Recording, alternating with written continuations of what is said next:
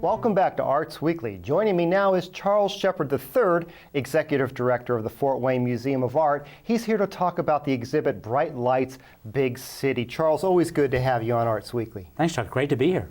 Artists have been painting urban landscapes for centuries. And what is it that they see that perhaps the rest of us don't always see that makes their work so intriguing to us? I think it's important that you mention for centuries, because they have been doing it for centuries. But if you look back, let's say Greeks and Romans, the buildings weren't high, and the gathering places were really for knowledge and eating and communing in that nature. Today, when we think of it, we're talking about skyscrapers, we're talking about vast canyons, man-made, and the artists are looking at a whole new kind of geometric landscape that's never existed before. Mm-hmm.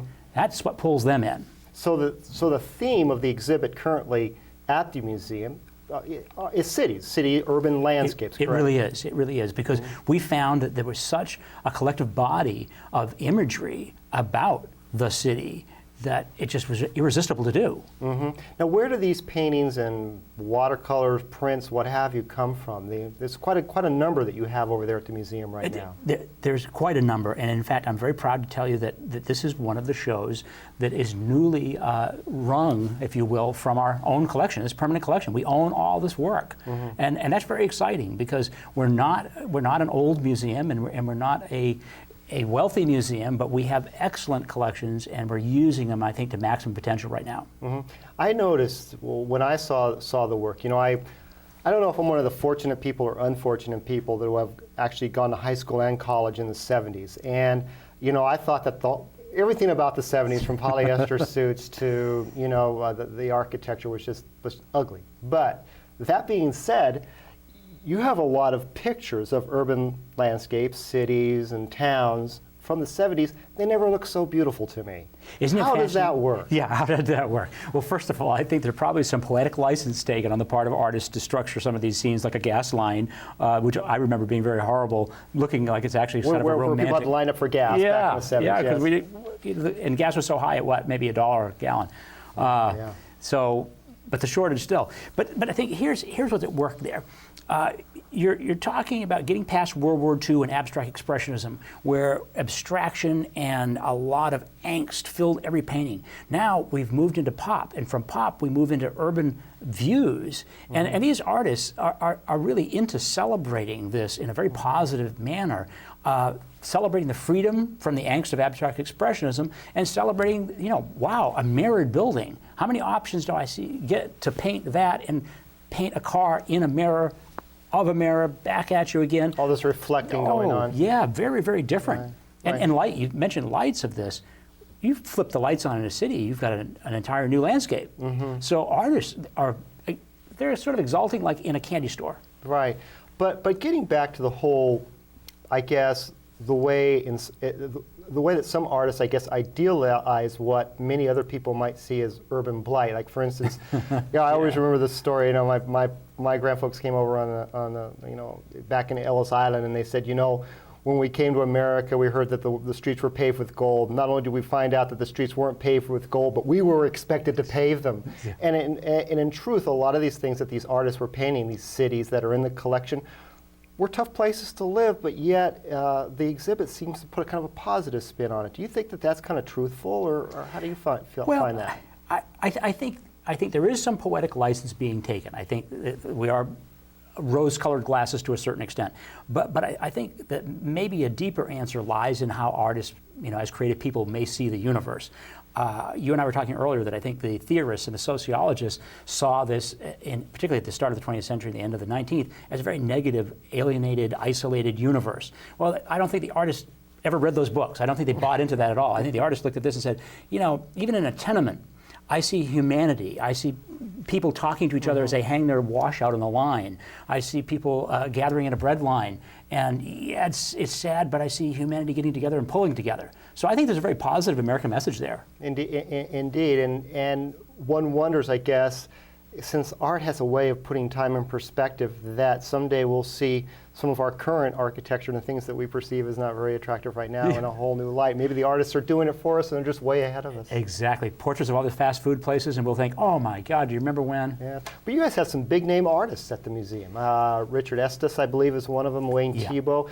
These are nationally renowned artists, and they're right here in the Fort Wayne Museum of Art. That's exactly right. One thing I will say is, even though we haven't been around forever and we haven't got a gigantic collection, we have a very high quality collection, and pains have been taken before I got here and certainly after I got here to make sure that the art we buy or accept as a gift for the collection is of the highest value. This could be in any museum in New York or Boston or Los Angeles. Same caliber quality. That's important for us. And it is, and I think you see it. Now, there is another exhibit at the museum, and I'll just read it here. It's Natural Selections, Interpretations of the Natural World, which is kind of the opposite of Bright Lights, Big City, Interpretations of the Constructed World, which is the one we just talked about. Tell us a little bit about the themes of that exhibit and why you have the two together. Well, I thought it was important to put the two together because basically the whole surprise or shock, or however you want to look at this, at a new urban kind of landscape at the start of the 20th century when skyscrapers got built, was accompanied by talk about, God, I wish we were back at our agrarian roots. If we'd stayed on the farm, we'd be safe. There wouldn't be slums, there wouldn't be tenements. And so there's a lot of backward thinking in that. I thought, if we're going to present the bright lights in the big city, why don't we present agrarian root too, so that you can say, this is the natural landscape. This is just trees and a farm and a small scale way of life, so that the audience has a contrast between those two. Equal caliber artists in each show, probably a little bit deeper historically in the natural show, because you've got people that were painting 125 years ago and people that are painting last week, whereas in the bright lights, it's all pretty contemporary. But I thought by looking at both of those shows, you make up your mind which life was better. Yeah, you see artists like Grant Wood, who's not in the exhibit, but No. painting rural scenes, and of course Indiana was what at one time way much more rural than it is now. It makes you wonder, was there ever really a golden era, or was there, were there struggles still? People wanted to move out of the country and into the city to get a better job. And there's propagandists on either side of the coin. Yeah. Grant Wood being probably the most popular one, because Grant Wood's, people joke that when you look at a Grant Wood show, every ear of corn is the best ear of corn you've ever seen in your life. Every time I plant a seed, the crop just blooms without, like magic. I'm sure that wasn't a reality. No, it wasn't. Now, you also have another exhibit yet. You have the Scholastics, the 2011 Scholastic Awards winners at the museum, and that's a fascinating show. Tell us a little bit about that. It is a fascinating show. We have a very, very large region that we cover in Ohio and Indiana and a little bit of Michigan, bigger than most Scholastic regions. And tell us a little bit about what the Scholastic Awards are, I guess, first. It's a 91-year-old national program started by the Scholastic Book Company, but now independent, run by the Alliance for Young Artists and Writers. And it is the most prestigious program for young writers and young artists to participate in. Winners have included Truman Capote and Andy Warhol and Robert Redford. I mean, this is creme de la creme of young talent in America. When I got here, we helped with the program, but the program was pretty weak, and we ranked, something like 90th out of 91. I mean, this was not a good situation. We now rank 5th in the nation in terms of the quality we produce, and the quality is actually the students. But what we've done is we've worked on the systems so that the system allows the best students to reach the top. So it's really a celebration of local. It is. High school and up, 7th grade through 12th. 7th grade through 12th, art students. Yes. And by virtue of the fact that they're successful and that they've moved this region to be 5th in the nation, we want to congratulate the students, but we also want to congratulate how well the teachers are doing to be able to have, teachers take a lot of flack these days. The art teachers are obviously doing a great job. Yeah, they and sure the parents who support these kids and the schools. So and it's fabulous work. It really is. It's very high quality work. Just look at, you can't believe some of these things were done by children. You really can't. And those kids have gone on now. Every year we're able to hook students up to probably $1 million to $1.5 million in scholarships that we never were able to do before too, because of that rise in quality.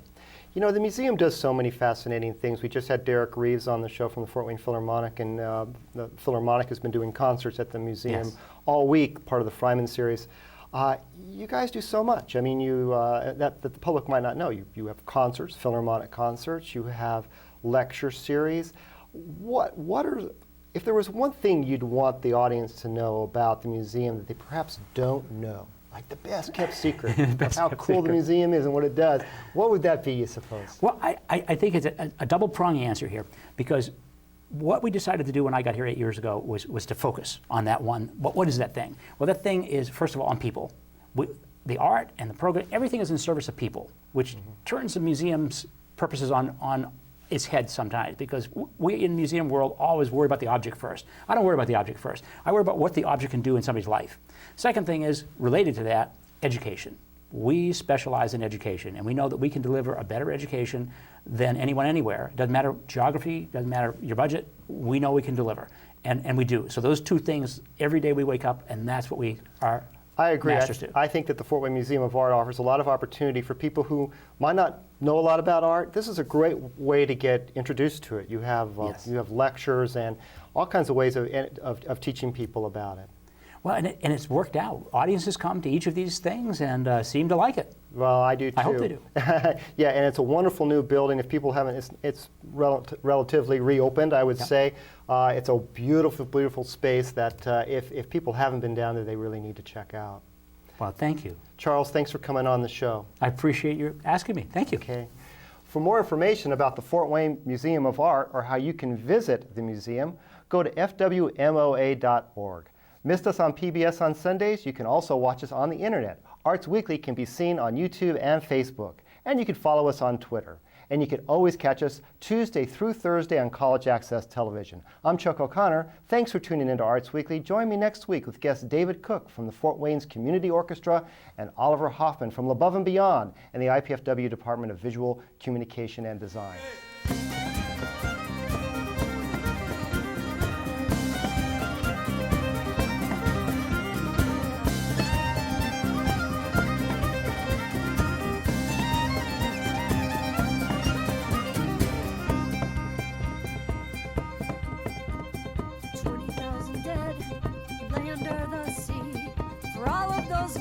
Souls, how do you find your peace?